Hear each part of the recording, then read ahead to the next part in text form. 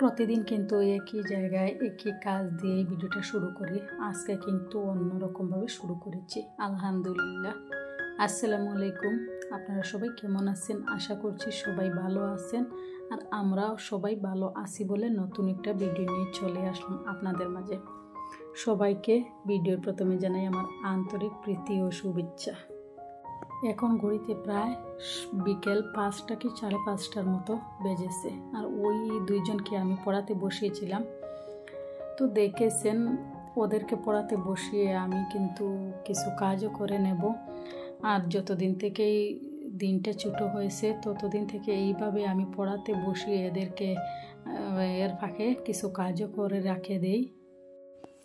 ওই যে দেখছেন একজন লিখছেন, তো উনি আমার কথা মতো লিখবেন না, আমার কথা মতো পড়বেন না। ওর নিজের ইচ্ছায় লিখবেন, নিজের ইচ্ছায় পড়বেন। আমি যদি বলি ও এখানে লেখো তাহলে লিখবে না, আমি যদি বলি এখানে পড়ো তাহলে পড়বে না। নিজের ইচ্ছা মতো লিখবে, পড়বে, আবার নিজের ইচ্ছা মতো পড়া থেকে উঠবেও। আমার কথা একদমই মানবে না। তো আমার ভিডিও করা দেখে একটা লাইকও করে দিয়েছে মাঝে। আর ওদেরকে পড়াতে বসিয়ে আমি কিন্তু নিশ্চিন্ত নয়। ওরা একটা সময় গল্প শুরু করে দেয়, আর গল্প করতে করতে কথা কাটাকাটিও শুরু হয়ে যায়।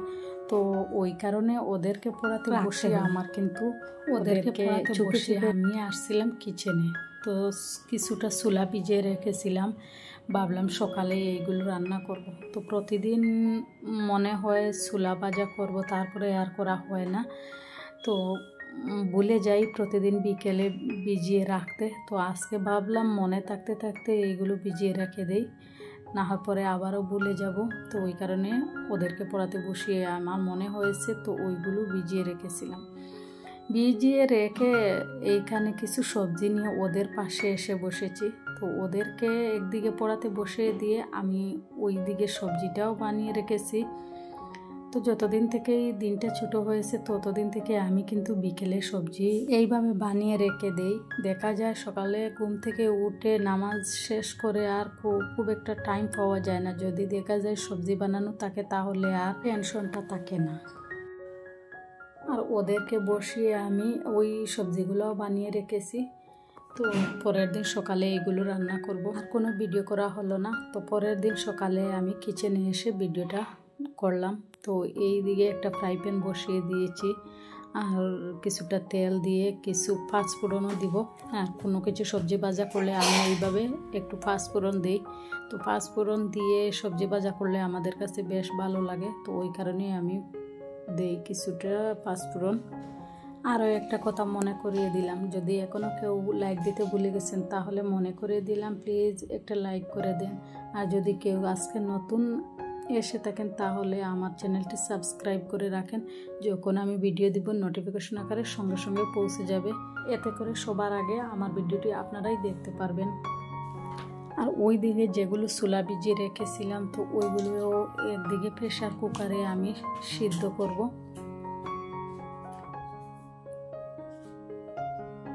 আর এদিকে আমার ভাজাটাও হয়ে যাচ্ছে। আমার ছোলাগুলোও সিদ্ধ হয়ে গেছে। তো একটু পরে আমি এগুলো ভাজা করব, দেখতেই পারবেন আপনারা। আর এদিকে একটা কড়াই বসিয়ে দিলাম, বসিয়ে একটু তেল দিলাম আর একটু পাঁচফোড়ন দিয়ে কিছুটা পেঁয়াজ দিব আর কিছুটা রসুনও দেব। দিয়ে আমি এখানে কিছুটা মসুর ডাল রান্না করব। কথার মধ্যে যদি আমার কোনো ভুল ভ্রান্তি হয়ে থাকে প্লিজ ক্ষমা দৃষ্টিতে দেখবেন।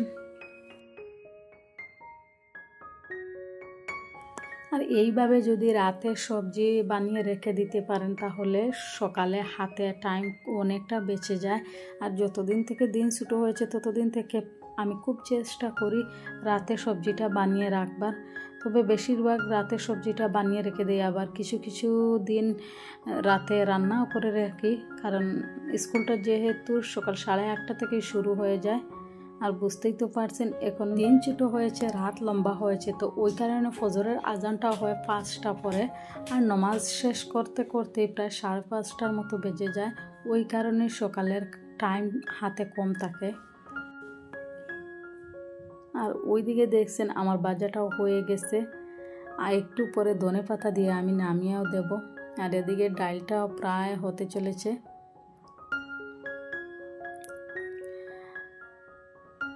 আরও একটা কথা বলে রাখি আপনাদেরকে, তো অনেকেই নতুন এসে আমাকে কমেন্ট করে যান, প্লিজ বন্ধু হও, প্লিজ সাপোর্ট করো, বন্ধু করেছি। তো ওইভাবে আমাকে কমেন্ট করবেন না দয়া করে বলেছি।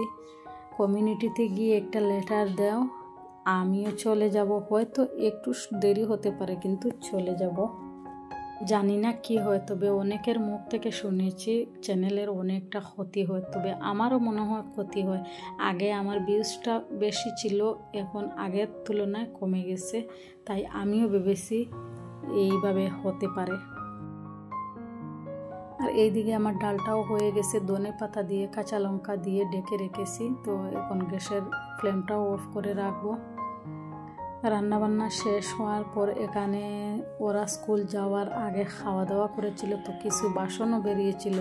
ভাবলাম এগুলোও ধুয়ে পরিষ্কার করে রেখে দেই, একটু পরে আমার ছোটো ছেলেকে আনতে যাব। তো আসার পর আর কোনো টাইম আমার হাতে থাকবে না, ওকে স্নান করানো, খাওয়ানো, ঘুম পাড়ানো অনেক কিছুই থাকবে। তো ওই কারণে একটু তাড়াহুড়ার মধ্যেও এগুলো করে যাচ্ছি আমি। আজকের মতো এখানেই বিদায় নিচ্ছি। ততক্ষণে ভালো থাকুন, সুস্থ থাকুন, দেখা হবে নেক্সট কোনো একটা ভিডিওতে। আল্লাহ হাফিজ, আসসালামু আলাইকুম।